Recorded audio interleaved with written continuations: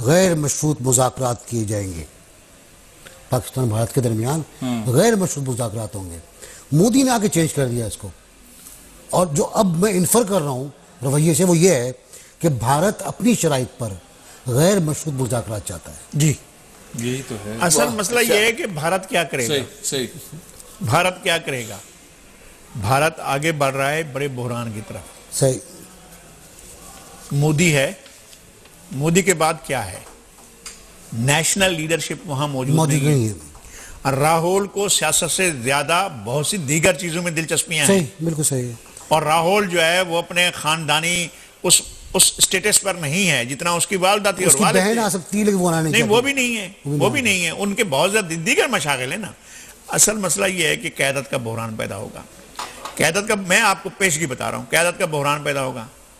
वहां पर इलाकाई मसाइल मौजूद हैं, इलाकाई लीडरशिप इमर्ज होगी और ज्यादा वो इश्यूज आएंगे।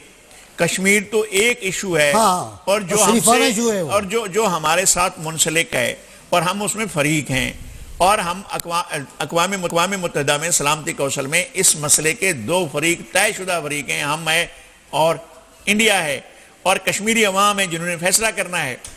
लेकिन जहां पर और जगहों पर हो रही है, नागालैंड में क्या करेंगे आप? अगर वहां पर ये लीडरशिप वो होती है, मोदी आउट हो गया है, अंदर भी है, वो आउट हो जाते हैं। कांग्रेस में से राहुल को दिलचस्पी नहीं है सियासत से। अब इंडिया में क्या रह जाता है? फिर क्या होगा कि इलाकाई लीडरशिप इमर्ज होगी। नागालैंड में इलाकाई लीडरशिप आ गई, मिजोरम में आ गई, मणिपुरा में आ गई, दीगर रियासतों में आ गई। और नहीं, आम आदमी तो खैर उनका पसंद नहीं है ना वो। हाँ, अलहदगी की बात नहीं कर रहा, जो अलहदगी की बात कर रहे हैं, खालिस्तान की मूवमेंट बेशक खालिस्तान आ सकती है, पोटेंशियल है और वो अभी उन्होंने मुजाहरे नहीं किए। साउथ में अच्छा सुने हुए हैं वो इसी मामले में, साउथ के अंदर बहुत है। साउथ में जो है, आप क्या करेंगे जब तमिलनाडु में अगर ऐसी सूरत हाल पैदा होती है, जो कुछ आपने वहां के लीडर के साथ किया था, और जिस तरह से उनको आपने ख्वार किया, सियासत से बेदखल किया, फिर वो अदालत के जरिए वापस आई हैं, और सियासत के अंदर अगर वहां से अलहदगी की बात होती है, तमिलनाडु से बात होती है, तो फिर आप कहां स्टैंड करेंगे? महाराष्ट्र में आपने दहशतगर्दी की बू बोई थी और वहां पर शिवसेना को परवान चढ़ाया था, राष्ट्रीय सेवक संघ को, जनसंघियों को साथ मिलाकर आपने एक इंडिया का खतरनाक चेहरा सामने लाए थे, जो बाल ठाकरे और इसकी तरह मोदी की सूरत में सामने आया था। ये सारे का सारा खुद इंडिया के लिए वबाल जान बन जाएगा, उसकी अपनी रियासतें वबाल जान बन जाएंगी। आमिर जी ने कहा कि पाकिस्तान के पास 3 से 5 साल के पाकिस्तान के पास एक अच्छा वक्त है कि वो उससे निकल जाए, मुज़ाकरात की सांप सूंघ से निकल जाए। आपकी राय? नहीं, मैं ये नहीं कहता हूं। मैं कहता हूं मुज़ाकरात, वो शराइत की बात नहीं कर रहा। कश्मीर पर मुज़ाकरात के लिए इंसिस्ट करना चाहिए। मुज़ाकरात हूं, दिल्ली में हूं, ये हुर्रियत के लीडरों से मिलें, कश्मीर एजेंडे पर हो और दीगर तमाम इश्यूज एजेंडे पर रखे जाएं। बट डिस्प्यूट्स है ना, इनको हल करना है ना आपने। मैं ये अर्ज कर रहा हूं कि बायलैटरल लेवल पे नहीं, आप मुज़ाकरात करें, इस सतह पर करें। आप हर सतह पर ना, आप हुर्रियत के लोगों को कहें बाहर आके मिले, लंदन में मिले, प्रेस कॉन्फ्रेंस करेंगे जी, लंदन में मकबूजा की लीडरशिप बैठी है। सर एक ब्रेक ले लेते हैं, बहुत देर से ब्रेक के लिए कर रहा है वो, ब्रेक ले लेते हैं, वापस आते हैं तो फैसल से बात शुरू करेंगे और प्रोग्राम का खत्म।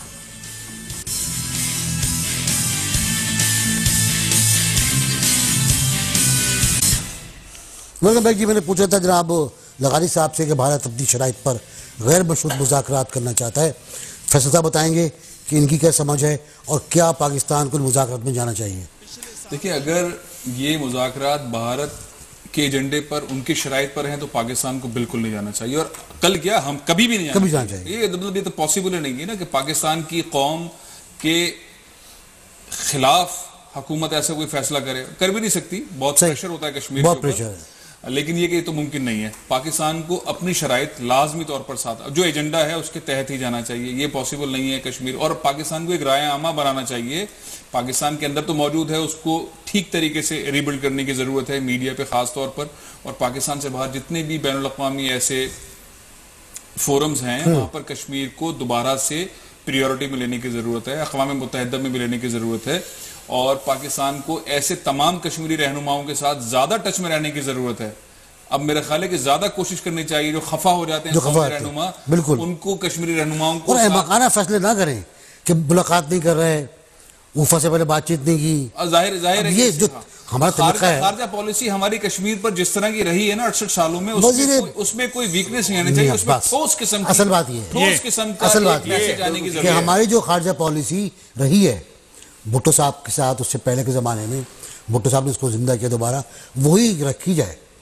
उसमें कोई मुशर्रफ साहब ने ये हमसाया ममालिक के साथ हमदर्दी और क्रिकेट और ये और वो ठीक है, एक दोस्ताना ताल्लुकात हमसाया के साथ जो होते हैं वो जरूर हों, लेकिन पॉसिबल ये नहीं है कि हम अपने मेन एजेंडों पे, मेन अपने मामलात में कॉम्प्रोमाइज करें। और आमिर जान साहब, एक बात आपने इशारा भी किया था कि आउट ऑफ बॉक्स सॉल्यूशंस की ख्वाहिश भी होती है।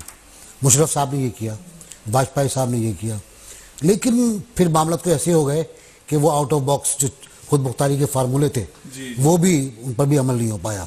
तो क्या आइंदा चलकर आउट ऑफ बॉक्स तजवीज़ आ सकती है और वो कितनी काबिल कबूल होगी हमारी इस गुफ्तगू के बाद? बात ये कि लचक पाकिस्तान ने दिखाई, मुशर्रफ दौर में दिखाई, बहुत ज्यादा लचक दिखाई, और वहां पर पहली मरतबा पाकिस्तान ने इतना जरा सा 2 स्टेप पीछे चला गया था अमन की खातिर, यूएनओ की रेजोल्यूशन अमन की खातिर हम लोग 2 स्टेप पीछे गए थे, 2 कदम पीछे हटे थे। लेकिन हमें जो हिंदुस्तान का रवैया नजर आता है वो ये कि जनाब, वो जो कहते हैं ना कि ताली दोनों हाथों से बचती है, हमारी एक तरफा जो उनकी ख्वाहिश है वो वहां पर उसको हमारी कमजोरी से ताबीर किया जाता है।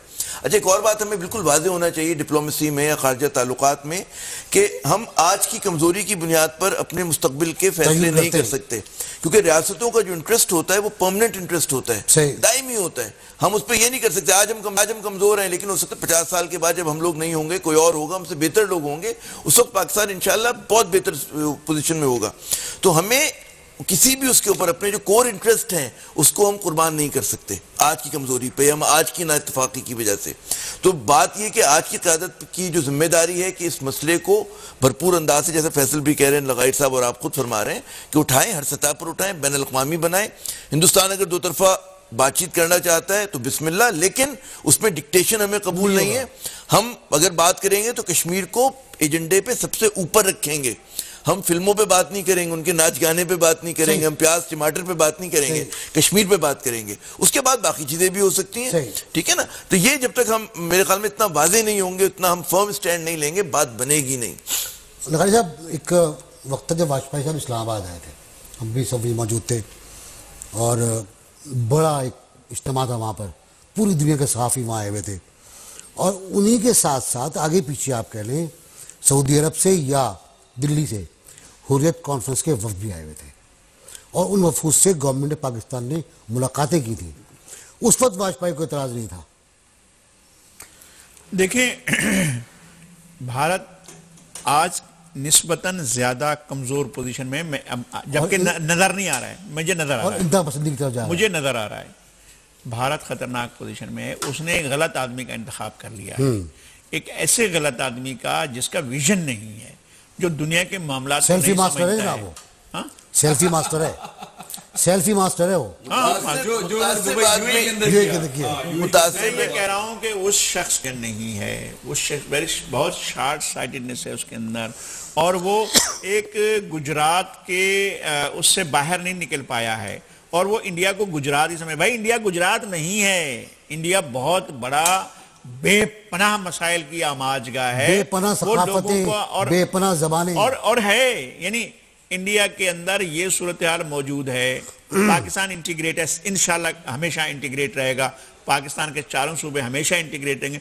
भारत में ये सूरत हाल नहीं हो सकती अगर भारत में सेंट्रलाइज्ड लीडरशिप का अगर फुकदान पैदा होता है और ऐसे लीडर 2 बार और कोई आ जाते हैं, तो फिर इंडिया जो है अपनी सलामती के बारे में सोचेगा कि क्या करियर कर्म हो जाएगा, करियर कर्म हो जाएगा, क्योंकि हिंदुस्तान जो है एक मस्नूई रियासत है। इंडिया जो ब्रिटिश इंडिया क्या लेगेसी से जो बनाए, क्योंकि इतनी अगर आप तारीख का मुताला आप लोग, बल्कि आप ज्यादा अच्छी तकरीर करेंगे उस पर, कि एक औरंगजेब आलमगीर के जमाने में हुआ है ना, नई तकरीर भी करेंगे, और उससे पहले एक मतलब है मौर्य खानदान के जमाने में, अंग्रेज के जमाने में, इतना बड़ा, वरना ये हिंदुस्तान इतना बड़ा हमेशा ही सुकड़ता है। कई रियासतें उनके तो साउथ और नॉर्थ के खुदा भी मुख्तलिफ है, उनके जो देवी देवता हैं वो दुश्मन है एक दूसरे के, मतलब जो साउथ का रावण जो है पूरे साउथ में वहां पे विलन है, रावण हीरो है। मैं वही अर्ज कर रहा हूं कि और राम जो इधर का है, अब रावण और राम की जो जंग है ये अगर फूट पड़ती है तो क्या होगा ये तेरा? क्या होगा? तो फिरका वाराना हिंदुइज्म के तहत जो है कत्लो गारत होगी, वो अभी भी हो रही है। उनका जो कास्ट सिस्टम है, उनका कास्ट सिस्टम इतना ब्रूटल है, इतना नफरत अंगेज है, वो जिस तरह से वो अपने लोगों से सलूक करते हैं। देखें, इकोनॉमी की बुनियाद पर नहीं है, उन्होंने जात पात की बुनियाद पर मुआशरे को तकसीम कर रखा है। दलित की क्या हैसियत है? सोशल मोबिलिटी हो ही नहीं सकती भाई उनकी। मैं वही कह रहा हूं, सोशल मोबिलिटी हो ही नहीं सकती। भील की क्या हैसियत? और उनकी चलिए ना, बहुत अलग गुफ्तगू रही है और मेरा ख्याल है कि पाकिस्तानियों को इसको बार बार सुनना चाहिए आप लोगों के उसको, और इस बात को जहन नशीन कर लेना चाहिए कि पाकिस्तान का कौमी बयान एक मौजूद है, हमारे पास कौमी बयानिया मौजूद है, और वो है कि कश्मीर में इस्तिस्वाब राय होना चाहिए यूएनओ के करारदाद के मुताबिक, उसके मेकनिज़म के मुताबिक। पूरा मेकनिज़म मौजूद है यूएनओ के रेजोल्यूशन के बाद आने वाले नोटिफिकेशन के अंदर। इसी उस बुनियाद के ऊपर अक़वाम मुत्तहिदा के मुबस्सरीन मौजूद हैं श्रीनगर में और मुजफ्फराबाद में, वरना ये नहीं होते। कश्मीर कश्मीरियों का है, उनको हक़ है कि वो जिसके पास जाएं चले जाएं, पाकिस्तान के पास जाएं, हिंदुस्तान के पास जाएं, या अपना कोई और रास्ता मुंतखब करें। कश्मीरियों के साथ जो कुछ हुआ वो अज़ियतनाक है, उनकी कब्रें खाली हैं। मैं आपको बता रहा हूँ ये बात कि मकबूल भट्ट की कब्र में मकबूल भट्ट नहीं है, वो तिहाड़ जेल में दफन किए गए हैं। और अभी जो अफजल गुराया को फांसी दी गई थी, उनकी कब्र भी श्रीनगर में नहीं है, वो अलामती कब्र बनाई गई है। कश्मीरी ख़वातीन के साथ ज़्यादती की गई, उनके साथ बहुत जुल्म किया गया, कश्मीरी बच्चों को मारा गया और नस्ल को तबाह करने की कोशिश की गई।